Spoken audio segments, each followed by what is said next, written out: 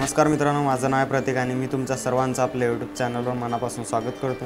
तर मित्रांनो, आज आपण या व्हिडिओमध्ये वेडिंग इन्व्हिटेशन कार्ड कशा प्रकारे तयार करायचं ते आजच्या व्हिडिओमध्ये शिकवणार आहे।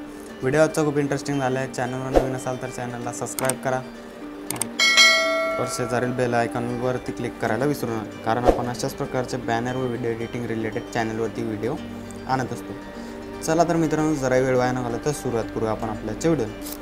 तर आता सर्वात अगोदर डिस्क्रिप्शनमधलं मटेरियल डाउनलोड करायला घ्यायचं आहे। मी तुम्हाला दोन लिंक दिलेले आहे, एक PSD फाईलची आणि एक PLP फाईलची। PSD फाईल तुम्ही PC ओपन करू शकता, लॅपटॉप वगैरे किंवा PC असेल तर त्यामध्ये ओपन करू शकता। जर तुमच्याकडे नसेल तर तुम्ही PLP फाईलला डाउनलोड करू शकता, ते मोबाईलमध्ये वापरल्या जाते। तर मी आता तुम्हाला PLP फाईल कशा प्रकारे एडिट करायचे ते सांगणार आहे। त्यानंतर PLP फाईल डाउनलोड झाल्यानंतर डाउनलोड फोल्डरला ओपन करून घ्यायचं आहे। वेडिंग कार्ड नावाची अशी झिप फाईल दिसेल, एक्स्ट्रॅक्ट हेअर ऑप्शनवरती क्लिक करायचं आहे। त्यानंतर इथे पासवर्ड मागेल, तर पासवर्ड व्हिडिओमध्ये समोर दिलेला आहे, त्यासाठी व्हिडिओ जरा स्किप न करता बघायचा आहे। पासवर्ड टाकून झालं ओकेवरती क्लिक करायचं आहे। बघू शकता वेडिंग इन्व्हिटेशन कार्ड नावाचे फोल्डर तयार झाले, त्यामध्ये आपण वेडिंग कार्ड नावाचं एक PLP फाईल दिलेली आहे। PLP फाईलला ओपन करण्यासाठी आपलं पिक्सेल लॅब ॲप्लिकेशनला ओपन करून घ्यायचं आहे। पिक्सेल लॅब ॲप्लिकेशन ओपन झाल्यानंतर 3 डॉटवरती क्लिक करायचं आहे। त्यानंतर ओपन .PLP फाईलवरती क्लिक करायचं। त्यानंतर .PLP वरती क्लिक करून आपण ज्या फोल्डरमध्ये फाईल एक्स्ट्रॅक्ट केली होती त्या फोल्डरला ओपन करून घ्यायचं। बघू शकता अशा प्रकारचा इंटरफेस आलेला असेल। फाईलवरती क्लिक करून ओपन ॲड ऑप्शनवरती क्लिक करायचं। बघू शकता इथे सर्व प्रकारचे आता लेयर्स आलेले आहेत, ते लेअरवरती क्लिक करायचं। सर्व एकूण एक लेअर जे आहे ते एडिट करू शकता।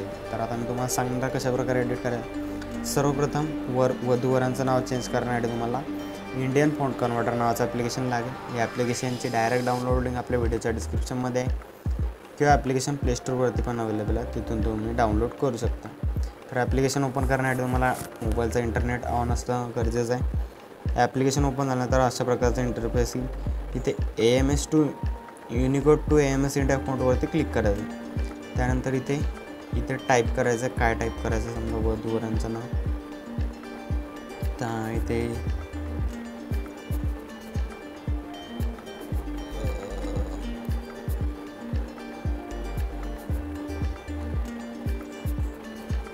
ओके। तर इथे युनिकोड टू AMS वरती क्लिक करून इथे कन्वर्ट झालेलं आहे, इथे कॉपी करायचं आहे, आपलं पिक्सेल लॅब ॲप्लिकेशनला ओपन करायचं। लेअरवरती क्लिक करून आता सर्वात खालची लेअर जे आहे ते वधूच्या नावाचे, इथे एडिट ऑप्शनवरती क्लिक करायचं आणि इथे जे टेक्स्ट आहे पेस्ट करायचं। फक्त सुरुवातीला A लेटर टाईप करून घ्यायचं, त्यानंतरच ओकेवरती क्लिक करायचं। अशा प्रकारे इथून रिलेटिव्ह पोझिशन किंवा पोझिशन ऑप्शनवरून तुम्ही याची टेक्स्टची पोझिशन चेंज करू शकता। ओके। तर आता हे खालचं जे आहे, समजा आई वडिलांचे नाव किंवा पत्ता, या लेअरवरती क्लिक करायचं आहे। इथे पेन्सिलच्या आयकॉनवरती क्लिक करून डबल पेन्सिलवरच्या आयकॉनवरती क्लिक करायचं। इथे तुम्ही हे सर्व कट करून टाकायचं आहे आणि तुमच्याकडे जे असेल तुमच्या आईवडिलांचे नाव किंवा जे टाकायचे असेल वधूवरांच्या आईवडिलांचे नाव, तालुका तालुका वगैरे टाकायचं असेल तर टाकायचं। त्यानंतर ओकेवरती क्लिक करून तुम्ही खाली चेंज, जसं तिथे टाईप केलेलं आहे तसं खाली चेंज होऊन जाईल। तर ओके, तर हे झालं। आता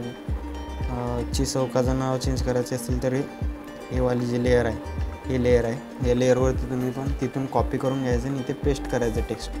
इथून तुम्ही मुलीचे नाव पण चेंज करू शकता। त्यानंतर मुलीच्या घरच्यांचे नाव पण इथून श्री दिगंबर लिहिलेले जे लेअर आहे या लेअरवरतून चेंज करू शकता। त्यानंतर इथे सोमवार दिनांक लिहिलेला आहे, आपण इथून तुम्ही तुमच्या वेडिंगची जे डेट आहे ते टाईप करू शकता।